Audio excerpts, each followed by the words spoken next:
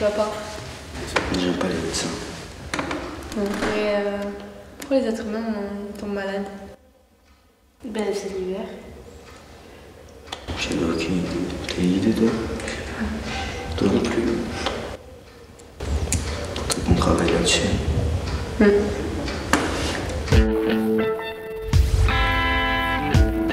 Pour mieux comprendre, allons dans la ville. Qu'en pensent les gens de la rue? Pourquoi les humains tombent-ils malades? C'est une vaste question. Je sais pas moi, exactement aucune idée. Toute la pollution. Quantité de choses, pas toujours une très bonne hygiène de vie. Ben déjà par la vieillesse. Par rapport à la pollution, par rapport au tabac, à l'alcool. Ils prennent pas assez de précautions. Ce qui serait bien, c'est qu'ils tombent pas malades. Mais s'ils tombent malades, pourquoi? Ils peuvent avoir des difficultés à se soigner par rapport à des problèmes d'argent. Souvent c'est pour le stress, les gens vivent dans le travail, pas le temps de vivre. Comme la pauvreté commence à arriver quand même en France, c'est vrai qu'on se nourrit mal. Et parce qu'ils prennent trop de médicaments. On est de plus en plus fragile avec la pollution. Il y a de plus en plus de virus. La maladie fait partie de la vie. Pour vous, qu'est-ce qu'une maladie? Quand tu te sens pas bien, je sais pas. Ça a deux niveaux, donc il y a la maladie physique et la maladie psychologique. C'est quand on a mal partout. C'est un état dans lequel l'être humain se trouve, dans son corps et dans sa tête. Pourquoi tombe-t-on malade plus souvent l'hiver que l'été? Voilà, je sais pas. Ah, l'hiver, parce que bon, Il y a moins de vitamines, moins de soleil, l'alimentation n'est plus la même. aucune idée. Parce que peut-être qu'il fait plus froid ou trop pas assez froid. Ça dépend des régions. Je suis du nord et on tombe plus malade par rapport au sud. Alors là, vous m'en posez une bonne. Parce que le froid, ça favorise la diffusion des maladies. Comment saviez-vous que vous êtes malade? Les symptômes, on peut tousser, on peut avoir de la fièvre. Par des maux de tête. Fièvre, fatigue, nausées, enfin... maux de tête, température. En fonction des symptômes, si on ne se sent pas bien ou... Quand je me sens pas bien, je sais pas, j'ai des choses anormales par rapport à tous les jours. On tousse, on a les problèmes à respirer. J'ai une baisse d'énergie quand je suis enrhumée, quand j'ai les yeux qui pleurent, quand j'ai mal quelque part. Quelle est votre première réaction quand vous êtes malade? J'essaie de faire de l'automédication. Je suis un peu hypochondriaque, donc je vais aller chez le médecin tout de suite. Je vais chez le médecin. Quand je peux, je me soigne tout seul. Ça va être de me mettre au chaud, de boire quelque chose de chaud.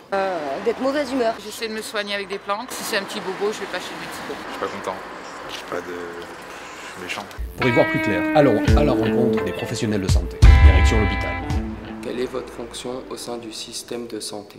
Je suis psychologue au centre hospitalier de la Haute-Gironde, dans deux services. Un service qui s'appelle la permanence d'accès aux soins de santé, c'est-à-dire qu'en fait j'aide les gens qui ont besoin de rencontrer un psychologue. La deuxième partie de mon activité, je suis psychologue d'un service d'addictologie. On accompagne les gens qui ont besoin d'arrêter des drogues, le tabac, l'alcool, le cannabis et tous les autres produits. Je suis cadre administratif à la direction de l'établissement de santé. Ma mission consiste à assurer et à suivre la gestion des médecins, les partenariats avec l'ensemble des établissements de santé. Nous avons des chirurgiens et des médecins qui viennent du centre hospitalier universitaire de Bordeaux et du centre hospitalier de Libourne. Donc on gère les conventions de coopération. Je travaille également sur tous les projets médicaux de l'établissement pour voir un petit peu quels sont les projets dans l'avenir, dans les 5 ans. Et également avec tous les partenaires extérieurs. J'occupe actuellement des fonctions de cadre de santé et de cadre de pôle. Donc je suis le référent paramédical et administratif des urgences, de la surveillance continue et de l'imagerie.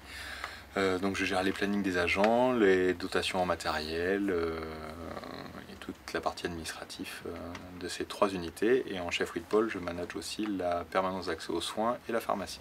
Je suis infirmière hygiéniste, ça signifie que mon rôle est de prévenir les infections nosocomiales. J'interviens auprès de tout le personnel de tout l'hôpital. Les patients qui arrivent avec une infection ne transmettent pas cette infection à d'autres patients. Donc nous sommes au bio-nettoyage, nous désinfectons tout ce qui est public et privé pour éliminer tous les bactéries, petits microbes au niveau des toilettes, salles d'attente, voilà, les boxes des urgences, tout ce qui est secrétariat administratif, école d'aide-soignante. Quelles sont les maladies qui entrent dans votre champ d'action? Ça dépend de ce qu'on peut appeler maladie, c'est-à-dire que nous on s'occupe, pour ma partie, comme je suis psychologue, on va s'occuper plutôt de tout ce qui touche au niveau des maladies, alors soit mentales, mais là on est plutôt dans la psychiatrie, alors c'est des subtilités un peu difficiles entre la psychiatrie et la psychologie. La psychiatrie, c'est plus un côté médical. Quand on voit un psychiatre, il donne un traitement, il peut vous accompagner. Un psychologue, on ne donne jamais de traitement.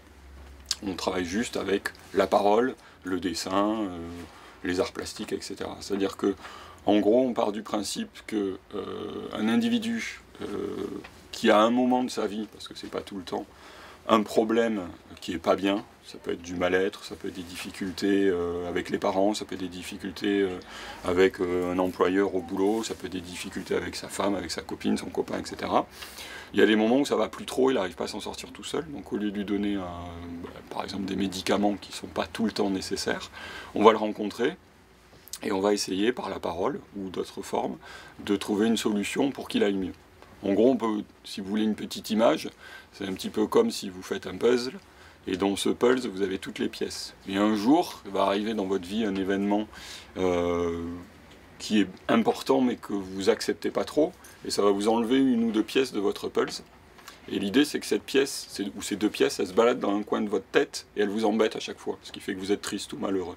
Et l'idée, c'est qu'avec le travail avec le psychologue, avec quelques séances, c'est pas la peine de venir trop souvent, ben on arrive à faire que ces deux pièces vont se remettre au bon endroit et qu'après vous n'en souffrez plus et vous n'êtes plus embêté. Voilà.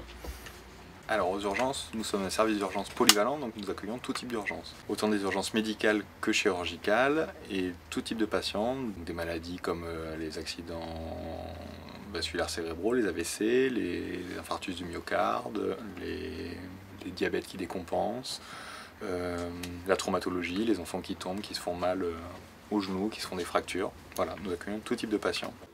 Les maladies dites psychologiques sont-elles des maladies comme les autres? Elles sont comme les autres dans le sens où elles sont plus ou moins graves. Donc, par exemple, on peut avoir une grippe. La grippe, c'est quelque chose qu'on peut tous avoir, mais la grippe, il faut savoir que tous les ans, elle tue des personnes. Si on prend son traitement, si on se fait vacciner et que c'est prêt au bon moment, il n'y a pas de difficulté. Pour les maladies psychologiques, c'est pareil. C'est-à-dire que si on laisse traîner et qu'on commence à se dire c'est pas si grave que ça, ou qu'on va faire quelque chose qui s'appelle l'automédication. C'est-à-dire, on va se dire, je suis pas bien, mais je vais me soigner tout seul. L'exemple le plus simple en addictologie, c'est quand on se met à fumer des joints. Il y a des fois, on se met à fumer des joints, parce qu'au départ, c'est plaisant, on est avec les copains, les copines, on se marre bien, ça fait rigoler. Et puis au bout d'un moment, ça devient ce qu'on va appeler une espèce de béquille. C'est-à-dire que quand on a quelque chose au fond de nous et qu'on n'arrive pas forcément à identifier qui fait qu'on n'est pas bien, c'est une espèce de mal-être, ben en fait, on se rend compte que quand on fume, ça va mieux. Mais paradoxalement, ça va mieux parce qu'on a fumé. Mais le problème, il est toujours là. Donc c'est ça qui amène des gens à se mettre dans des drogues de plus en plus difficiles à arrêter, parce que dès que le produit fait plus effet, on reprend le produit. Et donc au lieu de traiter à la base ce qu'on appelle le problème, la racine du problème, ben en fait à chaque fois on va se remettre à consommer des produits pour faire un petit peu comme si on mettait un pansement sur une plaie. Mais la plaie elle est toujours entre guillemets gangrénée, donc on essaye toujours de travailler là-dessus. Voilà. Donc l'idée c'est un petit peu d'éviter que cette maladie qu'on va appeler addiction, qu'on va appeler prise en charge psychologique, soit la moins pire possible et pris le plus tôt possible. Voilà. Alors vous avez des gens, peut-être dans vos tranches d'âge, qui utilisent par exemple le cannabis dans un contexte très plaisant, et puis qu'au fil des années, se rendent compte qu'il y a quand même des galères, parce que ça coûte du fric, parce qu'on commence à avoir des problèmes de santé, ou parce que c'est de moins en moins fun. Voilà, donc l'idée c'est que parfois, on a des vieux fumeurs, je mets vieux dans la période de 30 ans par exemple, vous serez vieux, qui viennent nous voir en disant bah, j'arrive plus à m'en sortir, et puis c'était marrant il y a 10 ans ou 15 ans, mais maintenant c'est plus trop marrant. Voilà. Donc voilà, l'idée on essaye avec les personnes de trouver une prise en charge qui va leur correspondre. On n'est pas là pour embêter les gens, on essaye de répondre à leurs demandes, et puis on essaye que ce soit à peu près sympa et qu'ils comprennent des choses. Voilà, mais toujours l'idée, pour répondre à ta question, c'est d'éviter que ça devienne trop grave, comme dans les maladies. Voilà. Qu'est-ce qu'une maladie? Pour moi, la maladie, c'est pas forcément une pathologie, c'est un ensemble de choses, c'est un état du patient. Par exemple, aux urgences, on a des patients qui rentrent pour, entre guillemets, altération de l'état général. Il n'y a pas forcément de pathologie associée, mais c'est des gens qui sont en besoin de soins. et d'aide liées à un fait de vie. Par exemple, ils se retrouvent tout seuls à la maison sans aide, alors qu'avant ils vivaient en couple et ils arrivaient à s'assumer à deux. Maintenant ils sont seuls, ils ont besoin d'aide et de soins. Donc c'est une maladie pas franchement étiquetée au niveau médical, mais c'est un besoin lié à une altération des fonctions et des capacités cognitives et sensorielles. Peut-on dire que prévenir, c'est guérir ? Oui, pour nous, prévenir, c'est guérir, puisqu'on a, dans notre projet et dans le parcours du patient, on ne fait pas que soigner à l'hôpital. Quand on essaie de mettre en place des partenariats avec l'extérieur pour créer un véritable parcours de santé du patient sur le territoire, c'est-à-dire essayer de développer des actions de prévention en amont de sa venue à l'hôpital, évidemment le soigner quand il est chez nous, et puis aussi réfléchir à quelle sera sa prise en charge et son mode de sortie quand il sortira de l'établissement.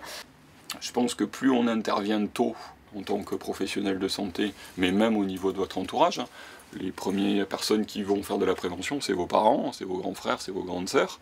C'est un petit peu discuter de ça. C'est-à-dire que quand on commence à sentir que pas on dérape, mais ça devient un peu difficile, ou qu'on n'est pas bien, ou qu'on se met peut-être plus à fumer, que ce soit des clopes, des joints, ou consommer de l'alcool d'une manière très importante, ça peut être un signal d'alerte.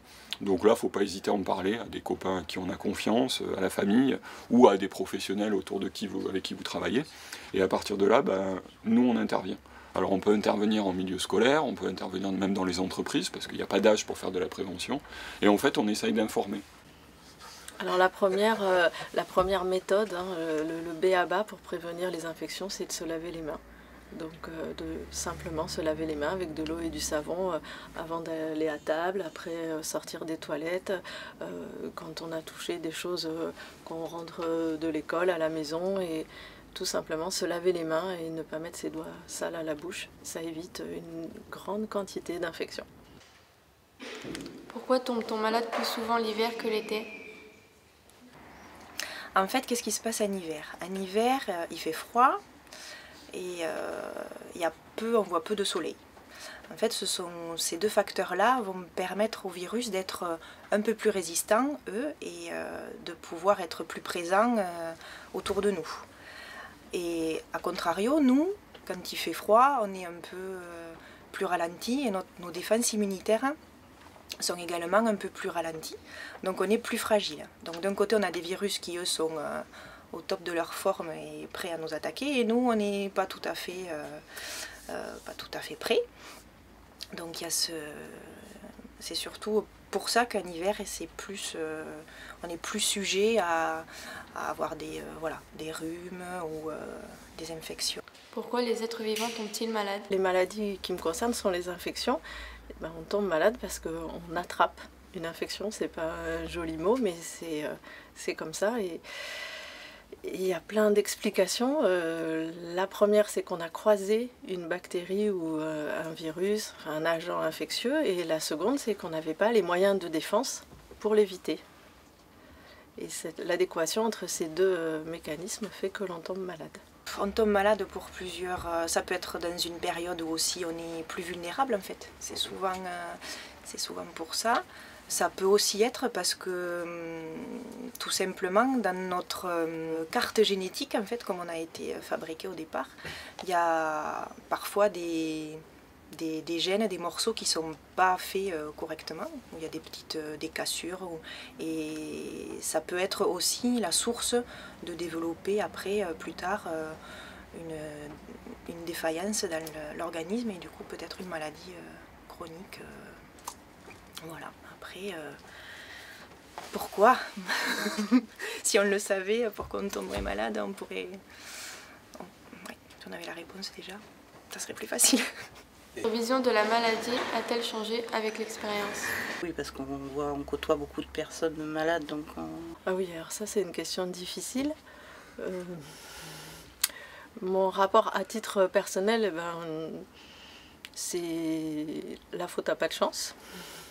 Mais c'est transitoire, une maladie en général, donc l'idée c'est de se dire que ça ira mieux après.